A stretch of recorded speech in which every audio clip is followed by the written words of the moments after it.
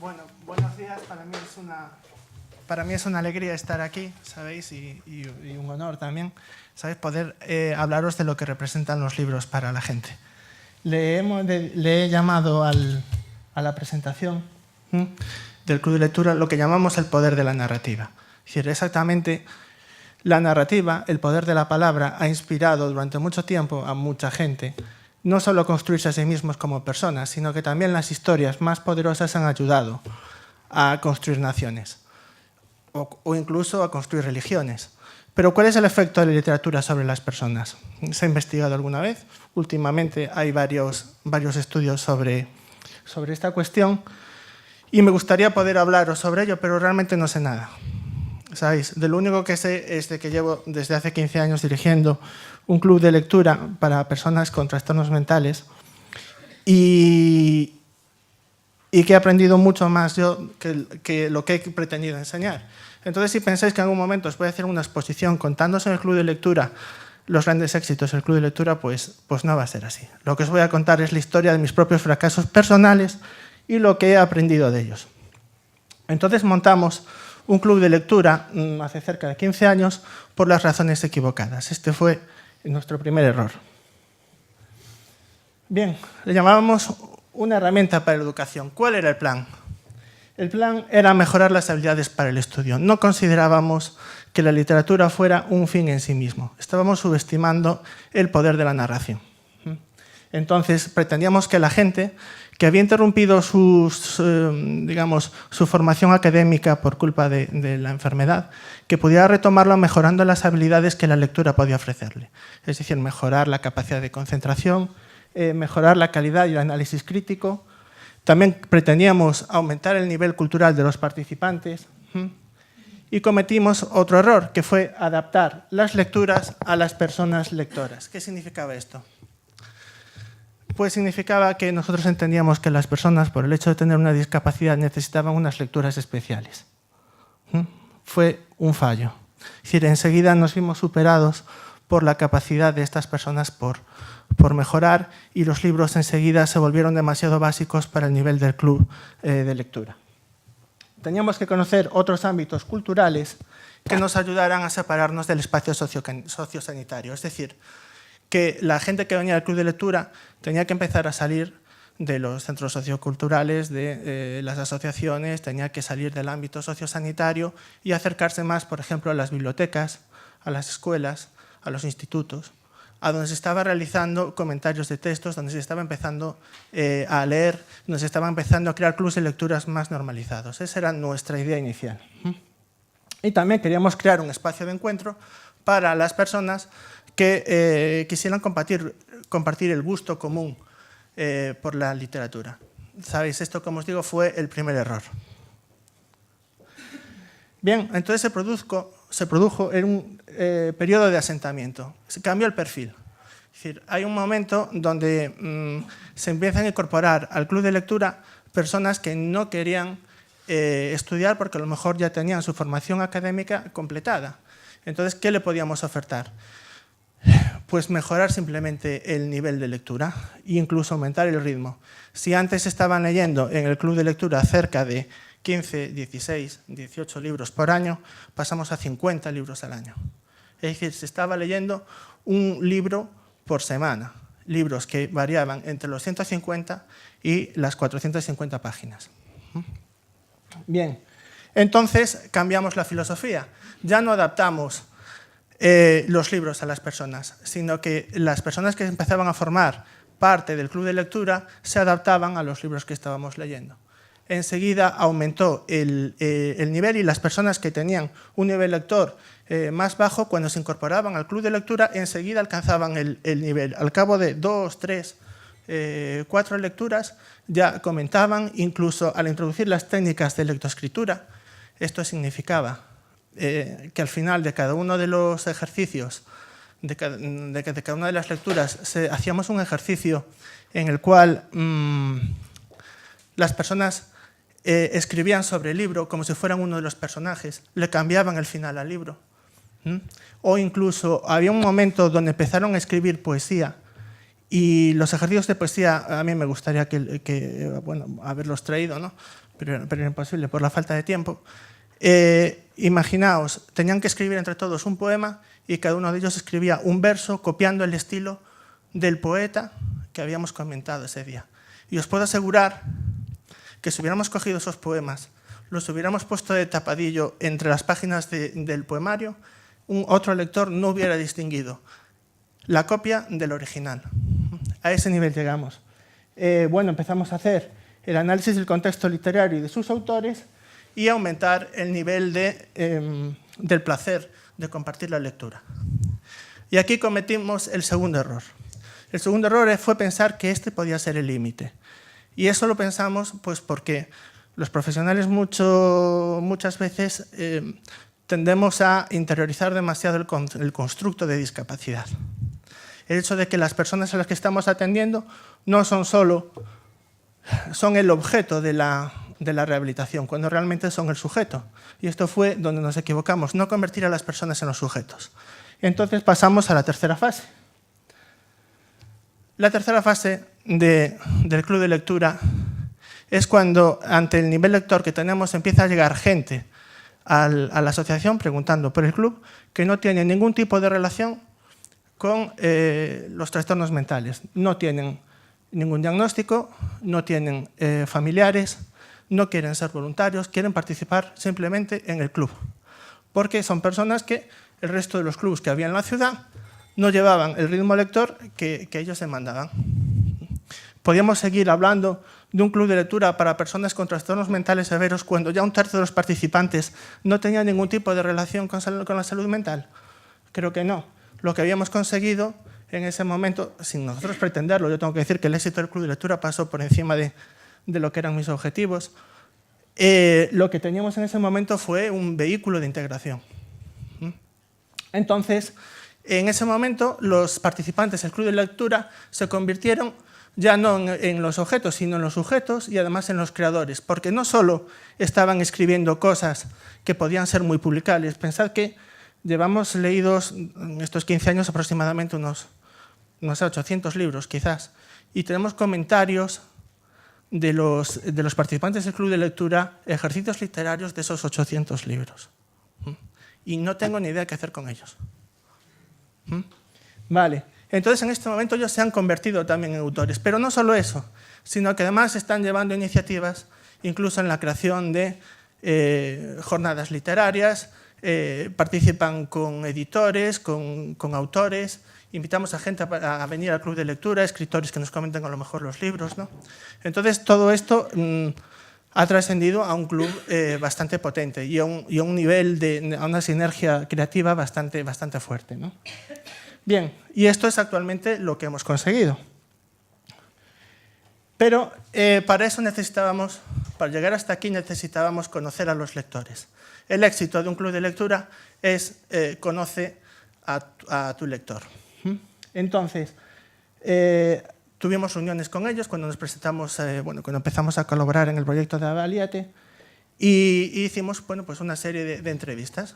¿Qué supone leer para vosotros? ¿Supone leer un esfuerzo? ¿Supone leer un placer? Y si pasamos del esfuerzo al placer, ¿a quiénes les costaba más? ¿A quiénes les costaba menos? ¿Qué rituales utilizan para acercarse a la lectura? Los hacemos todos cuando compramos un libro. ¿Qué es lo primero que hacemos? Miramos la portada, miramos el número de páginas, lo leemos.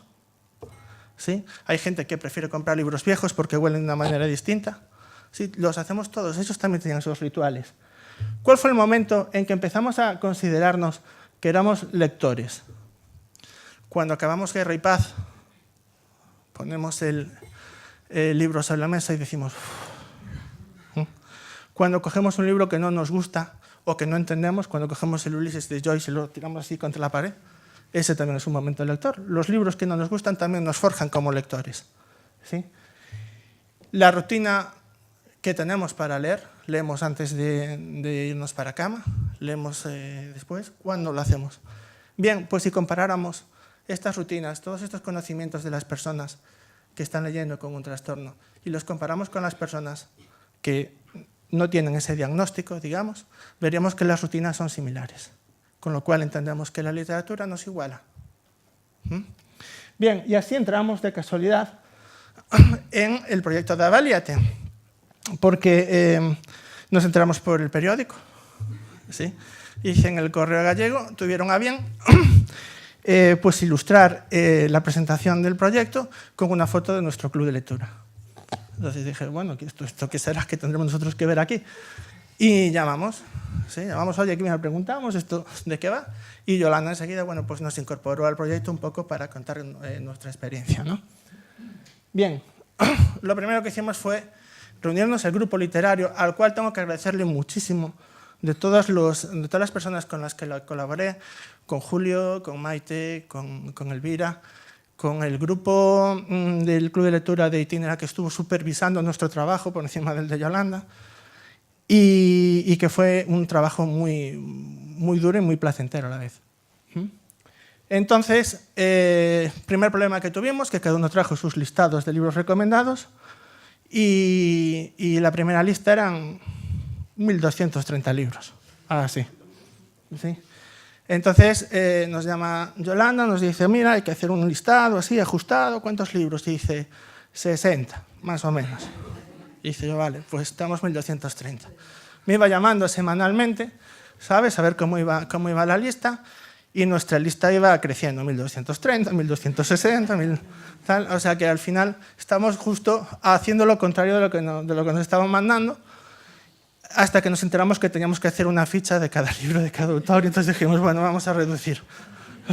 Vamos a reducir, vamos a racionalizar y dejar esto bien. Vale. Queríamos evitar descompensaciones.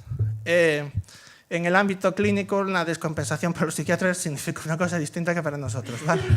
Es decir, para nosotros una lista descompensada era una lista que no tuviera poesía, una lista que no atendiera a gustos populares, ¿sabes? Es decir, no se basaba solo en hacer una lista muy intelectual o hacer la lista de grandes clásicos de la salud mental. No, pero lo que teníamos que hacer era una lista que le gustara a todo el mundo y que fuera asequible y que fuera inteligible, en el sentido de que no queríamos resultar demasiado pedantes, teníamos que ser divulgativos y no académicos. Teníamos que etiquetar, comentar de manera fácil las lecturas y sobre todo discutíamos sobre lo que se hablaba antes, los libros peligrosos y los libros inofensivos. ¿Qué es peor? Hacer una lista de libros peligrosos que te van a hacer pensar, que te van a hacer replantearte a ti mismo y lo que tú crees, o libros inofensivos que en 5 o en 10 minutos después de haberlos leído ya los has olvidado. No queríamos hacer una lista demasiado amable. Esta fue una de las discusiones, ¿sí? Eso sí, un poquito copiando estos que están aquí en la imagen, ¿sabes? Tuvimos que hacer una quema de libros parecida a la del Ama del Quijote. Es decir, imaginaos, de 1.230 a 60, eso fue quizás la parte más complicada del trabajo. Pero teníamos un gran problema. Todos estos libros que veis aquí han sido publicados o reeditados desde que nosotros presentamos la lista hasta el día de hoy. Todos estos libros son fantásticos, son maravillosos y no están incluidos en la lista. ¿Sabéis? Seguramente en una lista posterior tendríamos que incluirlos. Pero el gran problema era que nuestra lista, a los 10 minutos de haberla sacada, ya se hacía vieja. Es decir, que no podíamos estar pendientes de haber escrito las tablas de la ley de la biblioterapia, porque la sociedad cambia constantemente y los libros que vamos a recomendar para tratar esos problemas de la sociedad tienen que estar cambiando también.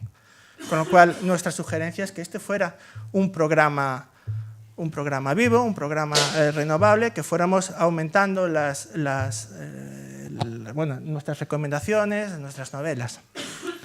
Bien, ¿cómo lo solucionamos? El método. Bien, crear una lista, ¿sabes?, que le gustara tanto a las personas que les gusta leer, que llegaran allí y dijeran, bueno, pues efectivamente conozco de aquí la mitad de los libros y la otra mitad los tengo pendientes para leer. Eso nos pasó mucho a nosotros. Cuando estábamos reunidos, los 3 participantes, los 4, en la lista, en las reuniones decíamos, nos faltan libros por leer. Así que el año pasado nos dedicamos a leer las listas de los otros, con lo cual imaginaos las noches tan largas que tuvimos durante el invierno del 2018, que nos dedicábamos a leer los libros que no conocíamos de la lista. Imaginaos que a mí, por ejemplo, me tocó leer un libro cada 3 días. ¿Sabes? Hubo gente que no, que los había leído casi todos. Julio los había leído casi todos. Pero a mí me tocó leer bastante, sí. También que tenía que ser una lista atractiva para la gente que no estaba acostumbrada a leer. Y después también teníamos que contar con toda esa gente que no sabe lo que está buscando, que llega, que va a la biblioteca y le dice, me gusta este por los colores. ¿Sí? Bueno, pues asegurarnos que ese libro que fueran a coger al azar fuera un buen libro. Y fue algo bastante complejo, ¿no? Entonces comprobamos el resultado. Fuimos otra vez al club de lectura de Itinera, también llamamos a pacientes que sabíamos que habían leído. Incorporamos también los libros de los pacientes de FEAFES y empezamos a ver qué nos estaban diciendo. Bien, la primera conclusión a la que llega el club es que ningún libro cura, sí el hábito de leer y compartir lo que se aprende causa felicidad, causa un sentimiento de alegría encontrar una persona que piensa como tú o con la que puedes discutir de cosas que te interesan. Cuando un profesional recomienda un libro, debe conocer el libro y la persona a la que va dirigido. Esto yo creo que es básico. Es decir, saber a qué persona, como si vosotros tenéis un amigo, le ibais a recomendar cualquier libro.